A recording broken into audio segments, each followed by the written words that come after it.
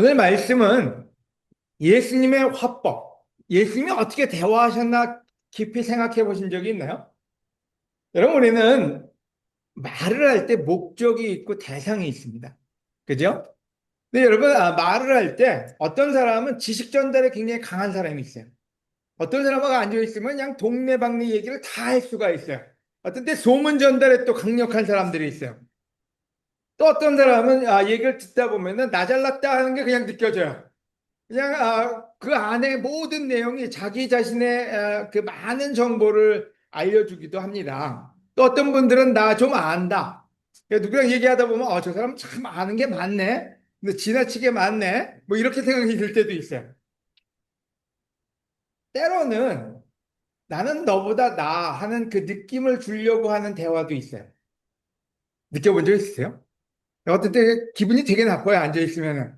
뭔가 좀 자존심도 상할 때도 있어요. 또 어떤 사람은 대화 속에서 사랑이 느낄 때가 있어요. 그게 무슨 얘기냐? 이 대화라는 거는 굉장히 중요하다는 거예요. 그래서 많은 사람들이 대화를 잘하는 법을 배우고 싶어 합니다. 근데 그게 쉽지가 않네요. 그러다 보니까 그냥 있는 그대로 사시는 분도 많이 있다는 생각이 들어요. 여러분, 대화는 우리가 사랑하는 사람들과의 관계로 사랑을 느끼게 할 수도 있고요. 대화는 여러분의 분노를 느끼게 할 수도 있고요. 대화는 누군가에게 배려한다는 그 마음을 전달할 수도 있습니다. 우리 한국말에는 말 한마디가 천냥빚을 갚는다 이런 말도 있잖아요. 그래서 오늘은 예수님의 그 화법, 예수님의 그 대화를 통해서 우리를 돌아볼 수 있고 우리가 더 발전해야 될 부분을 찾을 수 있으면 오늘 설교의 목적은 달성한다 이렇게 얘기해도 될 것 같아요. 자, 그러면 우리 예수님의 화법을 같이 한번 공부를 해볼까요? 여러분, 예수님의 화법을 보면요. 이해하기 쉽고 기억하기 쉽고 실천하기 쉽게 대화를 이끌어 가셨어요. 저는 이 부분이 굉장히 중요하다고 생각을 합니다. 이해하기 쉽다. 무슨 말일까요? 아까 누군가가 정답을 말씀해 주셨는데요. 예수님은 군중에게 이 모든 것을 비유로만 말씀하시고 비유가 아니면 아무것도 말씀하지 않으셨다. 이거 굉장히 강력한 구절이에요. 우리 예수님이 막 얘기를 막 하고 다니신 것 같잖아요. 근데 이 구절에 의하면은 예수님의 그 제자 마태는 이렇게 적고 있어요. 예수님은 군중에게 이 모든 것을 비유로만 말씀하시고 비유가 아니면 아무것도 말씀하지 않으셨다. 이렇게 표현을 썼어요. 그래서 예수님의 화법 중에는 이 비유가 굉장히 큰 부분을 차지하고 있는 거죠. 근데 이게 쉬울까요? 이거 어려워요. 여러분, 우리는 때로 우리가 원하는 대로 말을 막 할 때가 있습니다.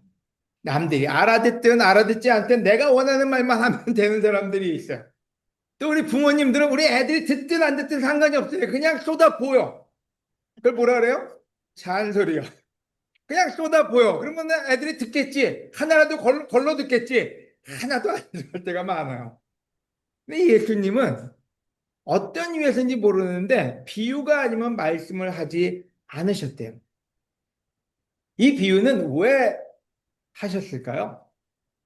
우리가 이해할 수 있게끔 하기 위해서 그 생각을 찾아내셨다는 거예요. 여러분, 왕은 왕의 말을 합니다. 그러면 신하가 알아서 그 왕의 의중을 찾아내야 돼요. 어떤 때 권위가 있는 사람은 자기의 그 권위를 내세우면서 얘기를 합니다. 못 알아들으면은 말고 그런 개념으로 얘기를 할 때가 많죠. 근데 예수님은 하나님의 아들이고 왕 중에 왕이신데 왜 굳이 어렵게 비유를 찾아서 이야기를 하셔야만 했을까요? 여러분, 그것은 우리에 대한 배려였어요. 우리가 이해할 수 있게끔 하기 위해서 너무나 많은 시간을 할애해서 그 비유를 찾아내신 것이죠. 다른 말로 하면 여러분, 그 화법은 사랑이었어요. 우리에 대한 사랑이 예수님의 언어를 바꿔놨어요. 하늘의 언어가 아닌 우리의 언어로 대화를 하셨다는 거죠.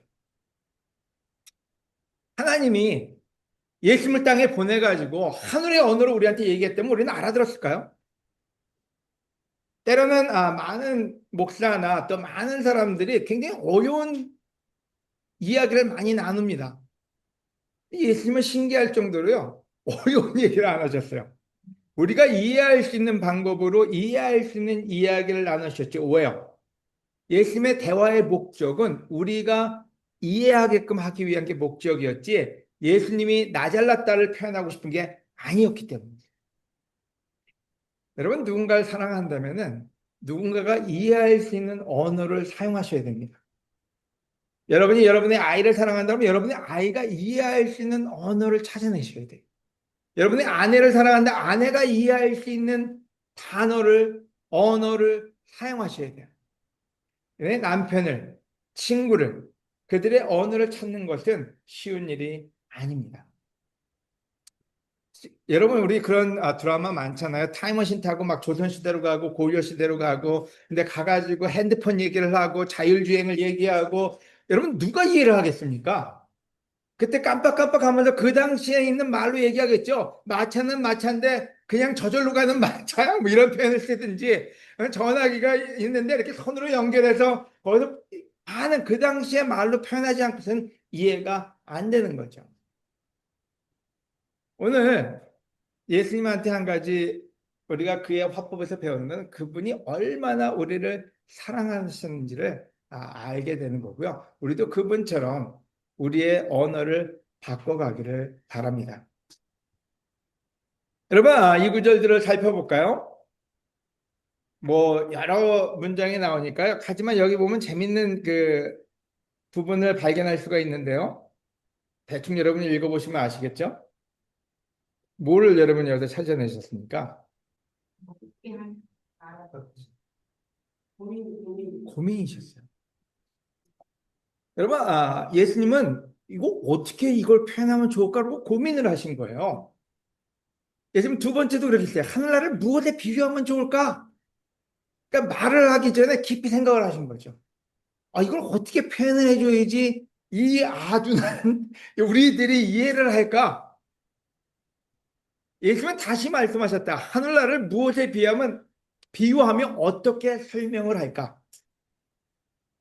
그 다음에 여러분, 맨 마지막에 보면요. 예수님은 제자들에게 언제나 기도하고 실망하지 말아야 할 것을. 자, 그 내용이 정해졌어요. 예수님의 머릿속에 이걸 가르쳐야지 정해졌어요.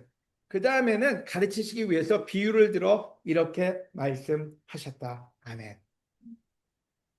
여러분, 우리 야고보서에도 나옵니다. 말은 천천히 하고 듣기는 속히 하라고요. 우리는 너무 하고 싶은 말이 많아서 듣고 싶지가 않아요. 저 사람 좀 말 좀 멈추지, 내가 좀 끼어들게. 근데 예수님은 깊이 깊이 생각하신 거예요. 그리고 말 한마디에 굉장히 많은 의미를 담고 있습니다. 여러분, 저는 우리 모두가 성숙해가는 과정에서 이 부분을 배울 필요가 있다고 생각을 합니다. 여러분, 저는 코미디언들, 개그맨들을 굉장히 존경합니다. 그들의 라이프 스타일을 존경하는 건 아니고요. 뭐 어떤 라이프 스타일인지 모르기 때문에 존경할 수도 있고 안 할 수도 있겠죠. 근데 그들이 그 코미디의 그 짧은 시간 안에 우리에게 이 생활에서 나오는 뭔가를 던져주기 위해서 얼마나 많은 시간을 투자할까? 그걸 생각하고 있으면요. 참 놀랍다. 왜냐면 그 몇 초 안 되는 시간, 1분 아니면 30초 안에 그들이 전달하는 메시지가 전달돼야 됩니다. 그러기 위해서는 일주일 내내 그 미팅룸에 앉아서 연구를 한다고 하지 않습니까? 그래서 우리를 웃겨주기도 하고 기쁘게도 하고 이 생활의 사회에 대한 얘기도 나눠줍니다. 예수님의 모든 대화는 그렇게 깊이 고민되어져서 나온 내용이지 그냥 갑자기 나온 얘기는 아니라는 거예요. 예수님은 그래서 하늘나라는 아름다운 진주를 구하는 장사꾼과 같다. 그래서 하늘나라를 표현하기 위해서 고민해서 이걸 찾아냈어요. 진주를 구하는 장사꾼과 같은 거다 하고 우리한테 비주얼하게 시각적으로 보여줄 수 있게끔 얘기한 거죠. 그러므로 하늘나라는 종교가 계산하는 하려는 왕과 같다. 하늘나라는 자기 아들을 위해 결혼잔치를 베푸는 어떤 왕과 같다. 자, 이 얘기는 모두가 예수님이 다 깊이 깊이 생각해서 짤막하게 우리한테 알려주려고 노력을 한 거예요. 적절한 말을 찾아냈던 거죠. 여러분, 말이라고 다 좋은 게 아닙니다. 저도 말의 실수를 많이 하는 사람이거든요. 그래서 지적질도 많이 당하고요. 욕도 많이 먹었고요. 근데 점점 시간이 가면서, 아, 내가 말을 조심해야 되겠구나. 근데 좀 더 나가면 조심을 넘었습니다. 아, 내 말이 사람들한테 덕이 돼야 되겠구나. 그 다음에 내 말이 누군가를 세울 수 있는 말이어야 되겠구나. 그리고 내 말이 이해가 되는 말이어야 되겠구나.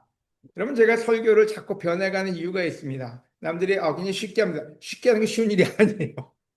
왜냐면 저도 어렵게 하려면 충분히 어렵게 할 수 있어요. 하지만 계속해서 어떻게 이 말을 전달해야 더 쉽게 이해할 수 있을까가 저한테 고민이 되는 거죠. 예수님은 그와 같은 방법으로 우리에게 다가오셨습니다. 그리고 여기 보면 여러분 알다시피 공중의 새를 보아라, 까마귀를 생각해 봐라, 무화과나무를 봐라, 눈을 떠서 들판을 바라보아라. 여러분 이게 뭐예요? 여러분 우리가 스티브 잡스 또 우리 애플 이쪽 회사에서 얘기하는 게 뭐냐면 프레젠테이션입니다. 그래서 모든 애플 그 제품들은 다 프레젠테이션에 굉장히 강력한 그 툴이 됩니다. 그게 앞 시대를 이끌 거라고 생각하고 그런 기기들을 만들어낸 거죠. 예수님은 2000년 전에 가장 놀랍게 시각적인 방법으로 프레젠테이션을 해오신 분이에요. 우리는 어떤 때 스크린에다 쏘지 않습니까? 아니면 TV에다 쏘고요. 근데 예수님은 하늘에다 그냥 쏘셨어요. 자, 하늘을 봐라, 새를 봐라, 무화과나무를 봐라. 그게 뭔지 그 당시에 강력한 너무나 놀라운 프레젠테이션인 거죠. 여러분 제가 프레젠테이션을 하기 시작하면서부터는 말을 많이 아낄 수가 있습니다. 왜냐하면 그 하나의 사진을 보여주는 게 말을 100마디 하는 것보다 낫기 때문에. 바로 예수님은 2000년 전부터 가능한 한 우리가 이해할 수 있는 말로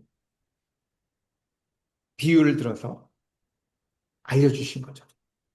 바로 그게 예수님의 화법 넘버 원이었어요. 여러분 저는 여기서 제가 사람들한테 얘기할 때 어떻게 해야 될지를 더 많이 생각을 하게 됩니다. 첫째, 깊이 고려하고 얘기를 해야 되겠다. 둘째, 남을 배려한 얘기를 해야 되겠다. 이해할 수 있게끔 얘기를 해야 되겠다. 여러분, 우리는 나이가 들어가면서 더 고집이 세집니다. 그래서 고집만 세져가지고 듣는 척만 하지 안 듣고 배려하지 않는 말을 할 때가 너무 많아요. 예수님은 우리에게 너무 좋은 에그젬플을 보여주셨다 하는 생각이 듭니다. 아멘. 여러분, 마가복음 4장 33절에 예수님은 이와 같은 많은 비유를 들어 그들이 알아들을 수 있는 데까지 가르치셨다. 저는 이 말도 굉장히 좋아하는 말 중에 하나예요. 많은 비유를 들어서 그들이 알아들을 수 있을 때까지. 우리가 어떨 때 자녀를 도와줄 때도 진짜로 이해할 수 있는 말을 해주는 것도 또 기다려주는 것도 너무 필요하다. 왜냐하면 예수님은 기다려주셨다는 얘기거든요. 네, 두 번째는 알아들을 수 있는 데까지 가르치고 그 다음에 화를 내고 그 다음에 내쫓는 게 아니라 여유를 줬다는 얘기거든요. 그래서 여러분 다시 한번 제가 강조하고 싶은 게 있다면은 우리의 언어를 예수님처럼 배우자.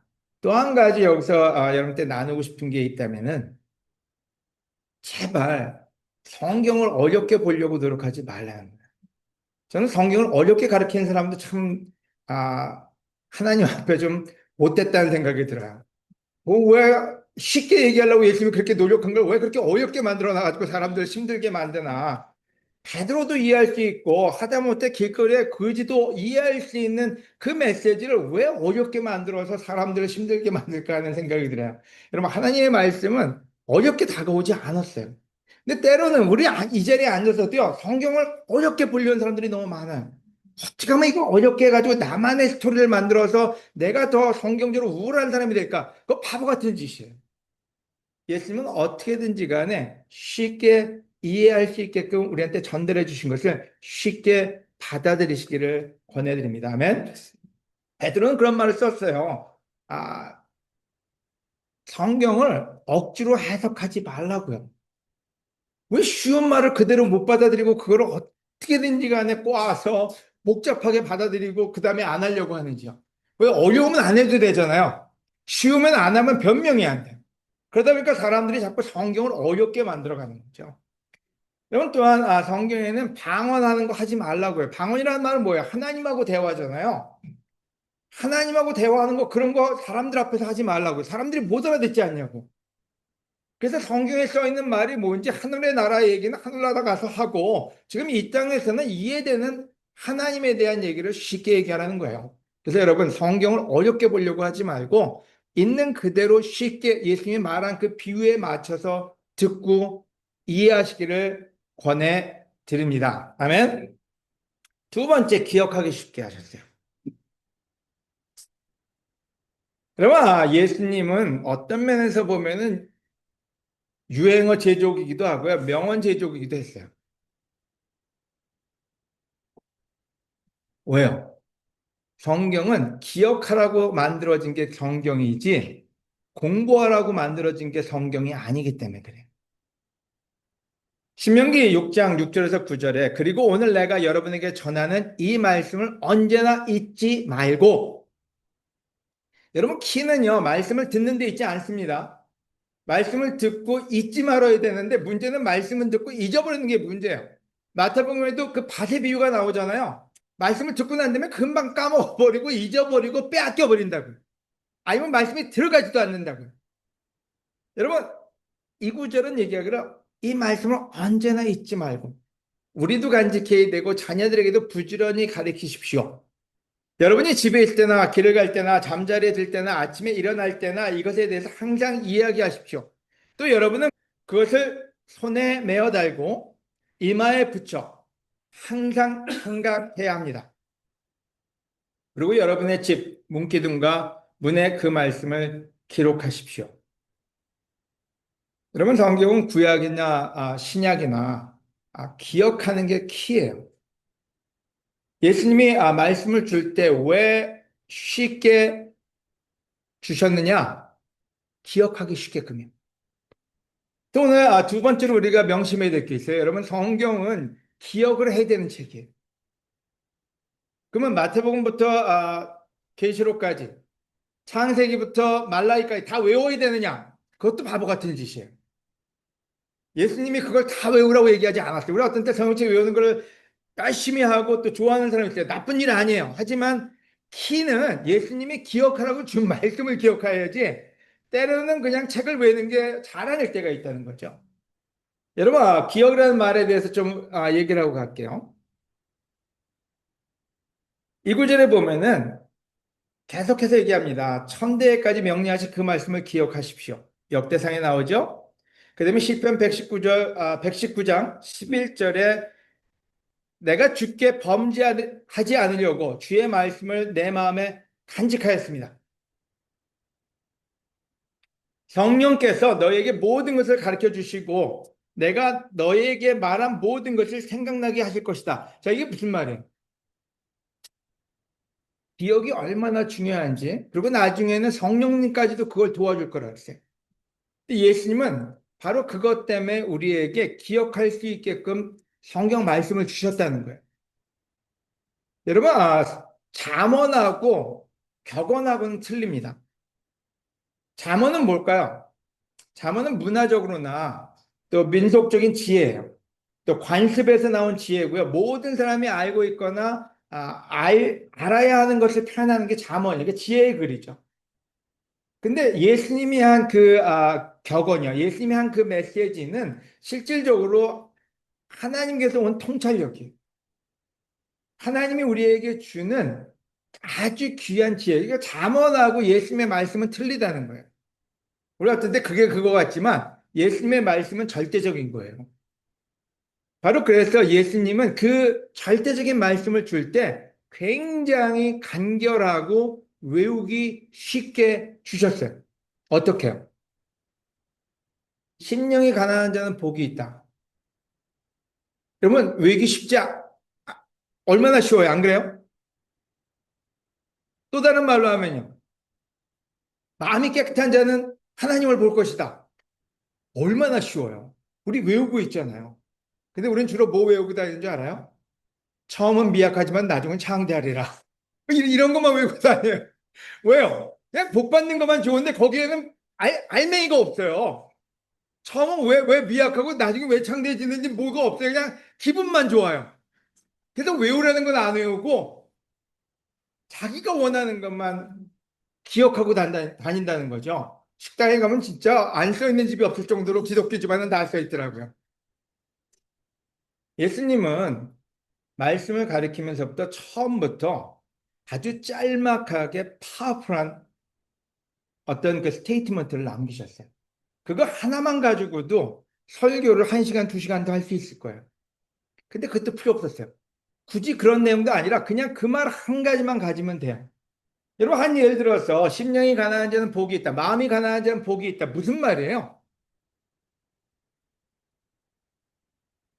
겸손하란 말이죠. 근데 그 목적이 뭐예요?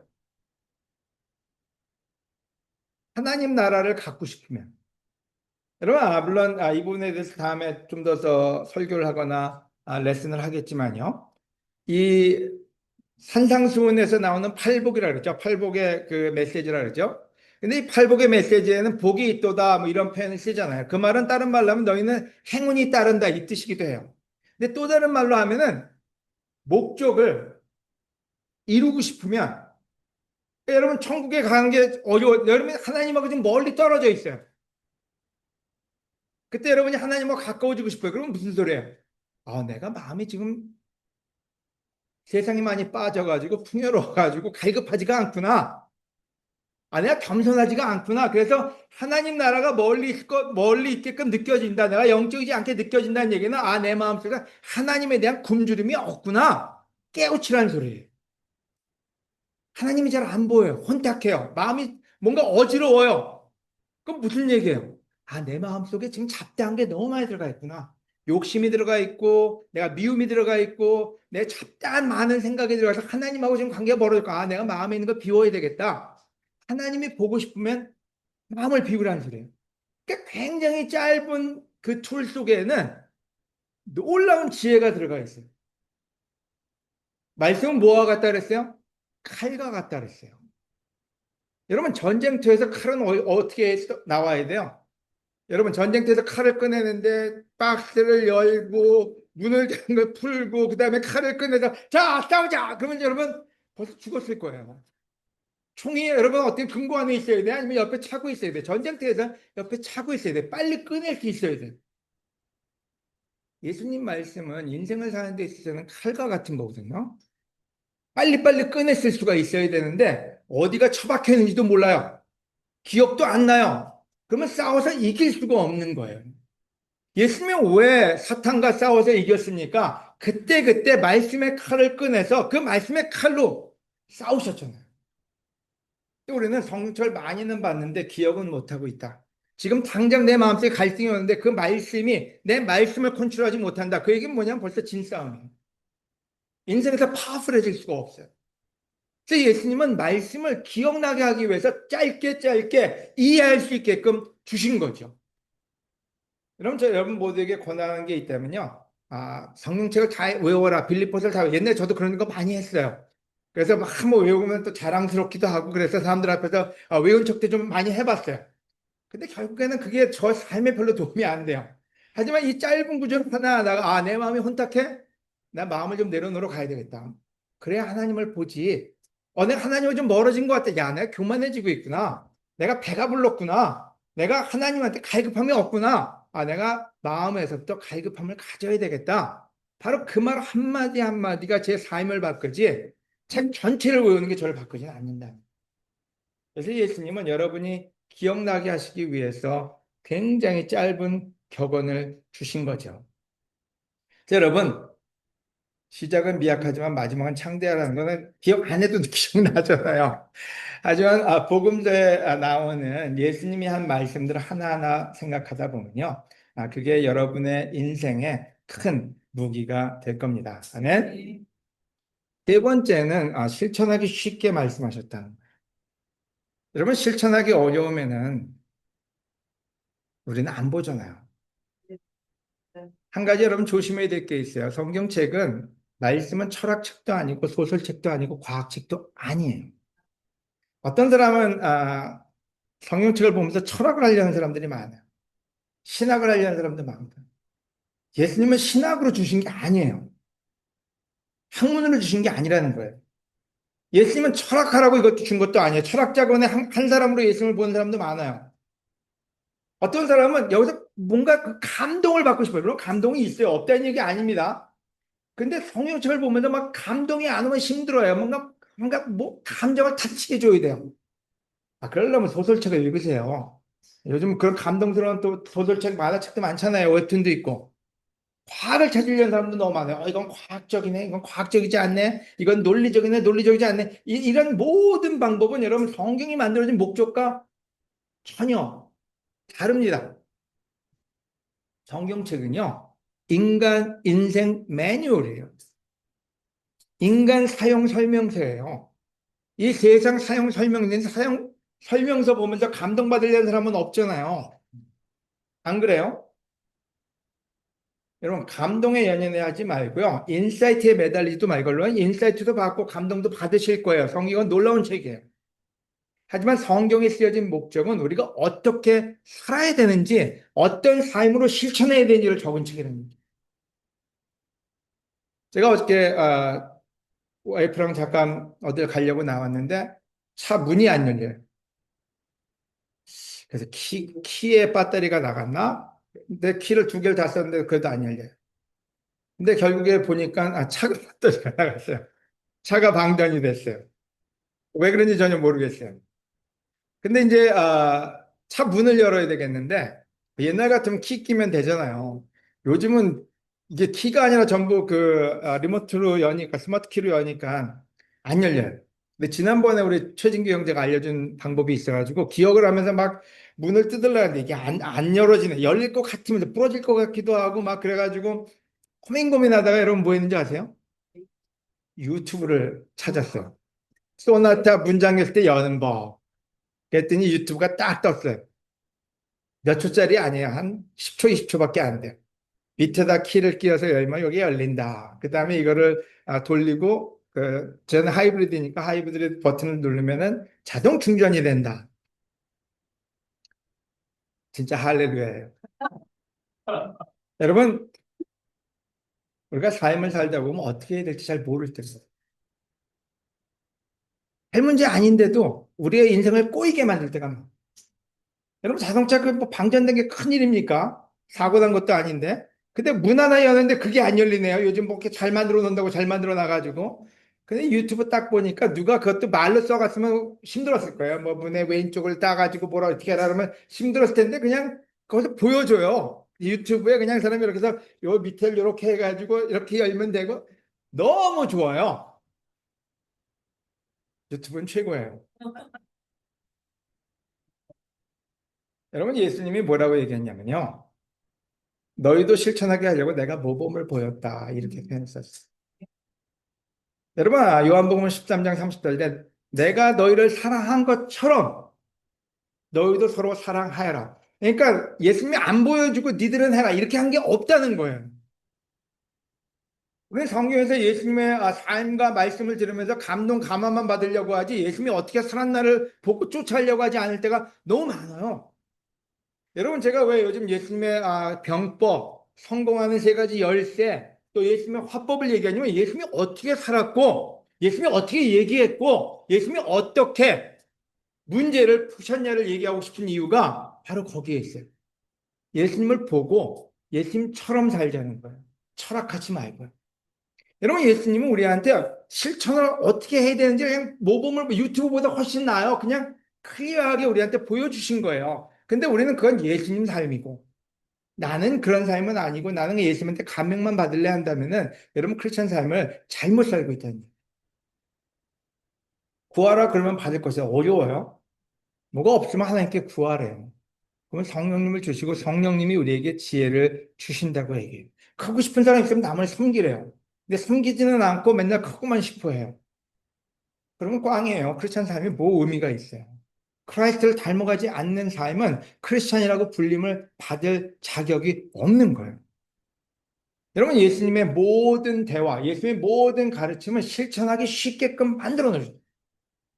문제는 우리가 그것을 어렵게 만들고 실천하지 않는 데 있다는 거죠. 그래서 오늘 예수님의 화법을 세 가지로 나눈다면 이해하기 쉽고 기억하기 쉽고 실천하기 쉽게 우리한테 메시지를 주셨다는 거예요. 복음서를 읽을 때 여러분 예수님의 메시지를 복잡하게 보지 말고요. 그냥 문장 문장 하나하나씩 보세요. 한 문장 하나로도 여러분 충분히 여러분 삶에 승리를 이끌 수 있는 비결이 있어요. 그리고 그것을 기억하기 쉽게 여러분 늘 기억하고 주머니에 차고 다니세요. 언제 어느 때 사탄이 언제 어느 때 여러분의 인생이 여러분한테 쳐들어올지 몰라요. 그때마다 그 말씀의 칼을 꺼내 써야 돼요. 말씀의 칼을 집에다 두고 오지도 말고 남의 집에 맡겨두지도 말고 여러분이 가지고 다니셔야 돼요. 그리고 실천하세요. 그때 예수님은 그 말씀을 실천하는 자가 반석 위에 집을 짓는 자라고 했어요. 복되다 그랬어요. 바로 그분이 우리에게 축복을 주시기 위해서 우리말로 쉽게 다가오셨습니다. 말씀 되시는 그리스도. 하나님께 감사드리면서 오늘 레슨을 마치도록 하겠습니다.